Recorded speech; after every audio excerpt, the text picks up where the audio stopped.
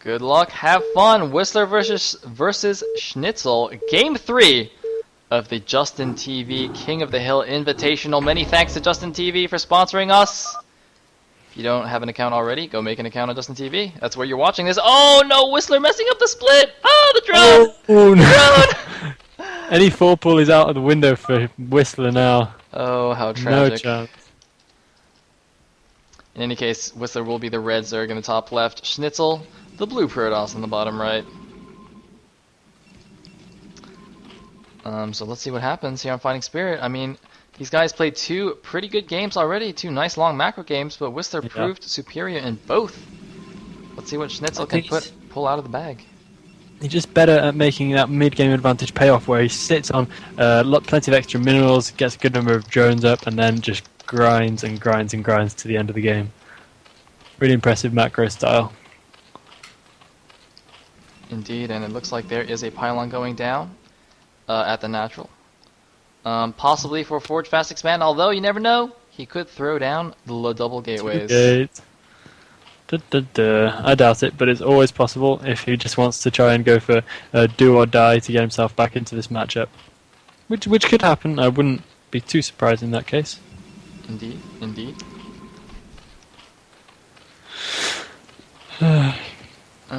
We see nothing fancy. Nothing fancy. Doing the scout. I think I was supposed to. I was gonna say something interesting, and I just completely forgot.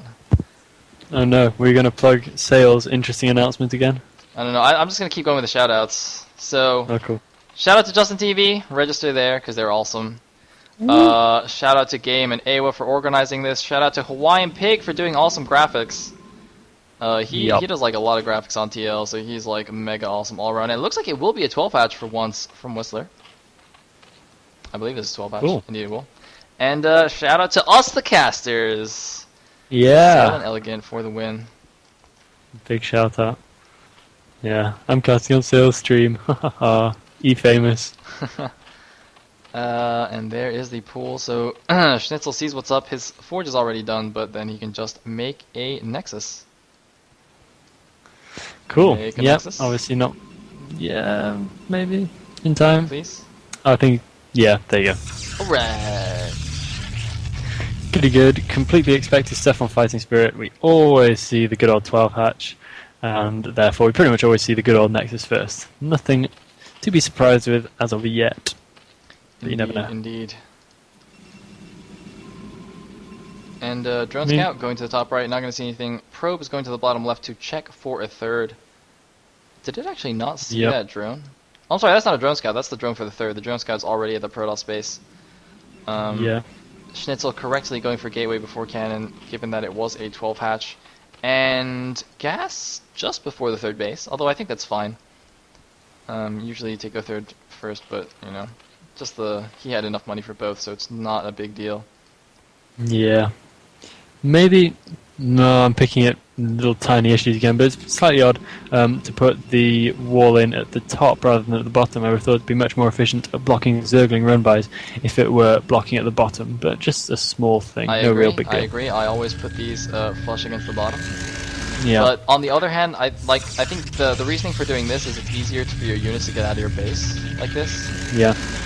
So you know, if you're not afraid of any kind of early cheese, then you do that so that it helps a little bit in the later game. Yeah. But I mean, you know, if you're playing on Icy Cup Ladder, make the safer one. To be honest, I'm just picking so many holes here, but that cybernetics core placement, I think he would have done better to place it one closer to his Nexus. It doesn't really mess up the probe paths, and it's a bit more convenient for units. But I'm splitting hairs again. I'm being picky. Indeed, it's all good. It's all good. They can't do anything about it. They can't even respond to you. All they can do is take it. Take your criticisms. If they did, they would be so banned. And that probe looked like it might have been trying to do something sneaky at the top right, but got spotted by that very smart Ling of Whistler. So it's gonna run all the way back to the Zerg main and see absolutely nothing out of the ordinary. So I mean, right now, and I see +1 already.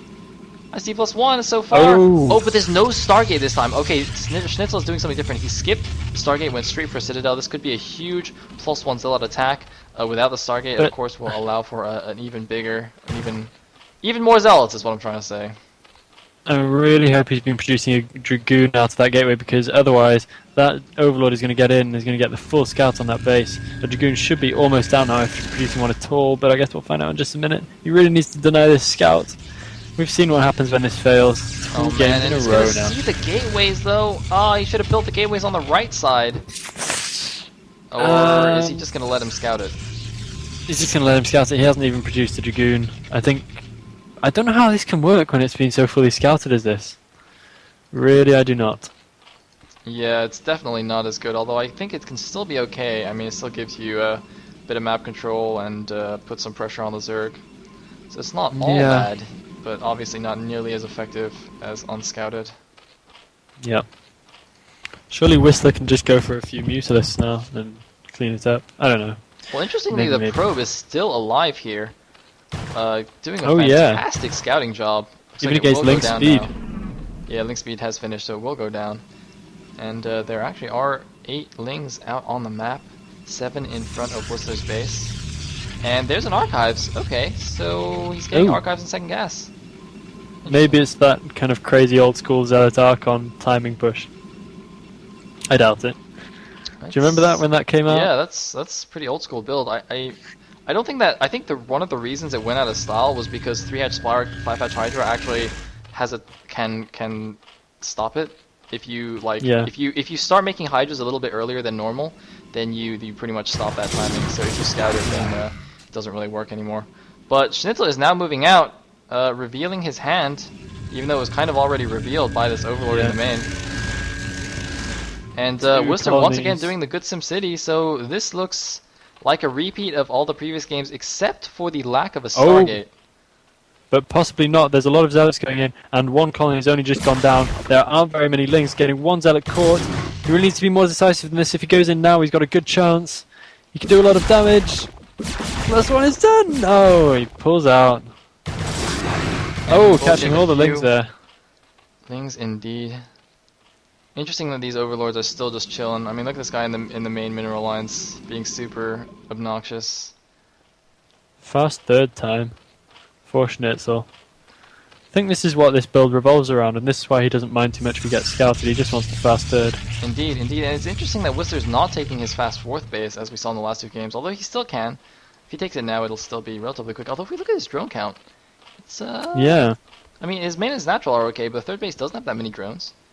Yeah, it's really pretty low. Oh, a big speed Zealot attack coming in here. He's going for the evolution chamber. He's going to try and bust his way through. I really would recommend that he pulls out pretty soon. Lurkers are morphing though. He's going to get in. The Zealots are running in. They're in among the sunken colonies. Are the Lurkers going to get up in time? Drones coming in to fight. Oh, nice stack right there. I think he stacked to his third base minerals, and one Zealot will run into the main base. 2 Zealots will run home, and not even a single sunken colony has fallen. Absolutely fantastic micro from Whistler there, managing to stop all of those Zealots, not even losing a single drone. Really incredible clutch drill from him, kind of baiting Schnitzel in and forcing him to lose all those Zealots. Really terrible blow. And the Zealot will go down with 7 kills. No, it's not even going to go down. I'm just going to look at this hero Zealot. Oh! 8 kills. 9 No way, kills. Whistler doesn't Suddenly. notice.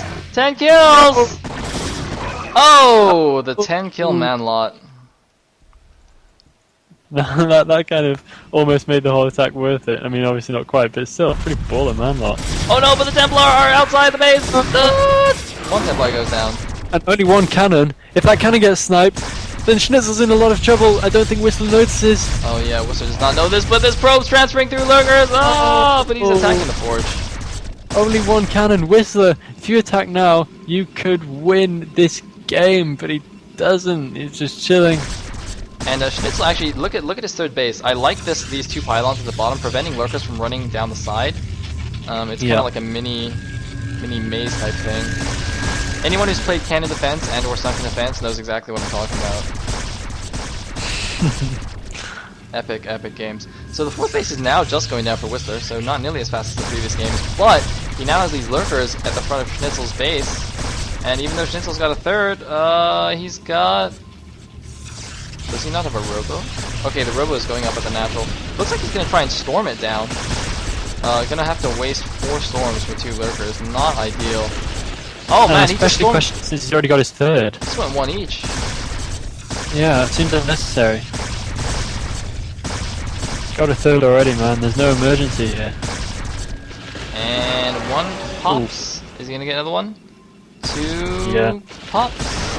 And does he have another storm? Oh, killing each other. Just warping a couple of Archons in there. Oh, much better gateway placement this game. Make me happy. Hey, wow, that is pretty fancy gateway placement. Oh, that is quite fancy. My only beef with him is that middle gateway that's morphing can't make Dragoons. Yeah. But otherwise, it's quite nice. Anyway. Tell you what, Whistler has actually gone pretty crazy on his drone saturation right now.